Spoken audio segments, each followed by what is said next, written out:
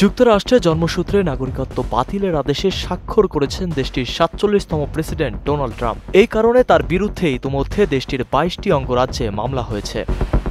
শপথ গ্রহণের পর ট্রাম্প মার্কিন সংস্থাগুলিকে নির্দেশ দিয়েছেন, যুক্তরাষ্ট্রে জন্মগ্রহণকারী যেসব শিশুর মা বাবা মার্কিন নাগরিক বা আইনত স্থায়ী বাসিন্দা নন, তাদের নাগরিকত্ব দেওয়া হবে না। কলম্বিয়া এবং সান ফ্রান্সিসকো শহরসহ ২২টি ডেমোক্র্যাট নেতৃত্বাধীন রাজ্য, বোস্টন এবং সিয়াটলের ফেডারেল আদালতে জোড়া মামলা দায়ের করা হয়েছে, যেখানে দাবি করা হয়েছে ট্রাম্প মার্কিন সংবিধান লঙ্ঘন করেছেন। ট্রাম্পের অভিবাসন দমন অভিযানের একটি মূল অংশকে লক্ষ্য করে এই মামলাগুলি করা হয়েছে।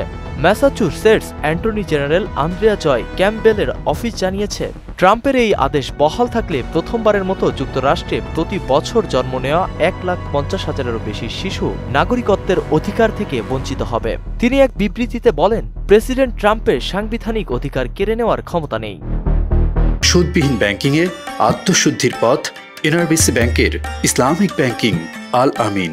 নাগরিকত্ব হারানোর ফলে সেই ব্যক্তিরা স্বাস্থ্য বীমার মতো ফেডারেল প্রোগ্রামগুলিতে প্রবেশাধিকার পাবে না এবং যখন তারা বয়স্ক হবে তখন আইনত কাজ করতে বা ভোট দিতে পারবে না। নাসিমুল বারী, সৌরভ, মোহনা ডিজিটাল।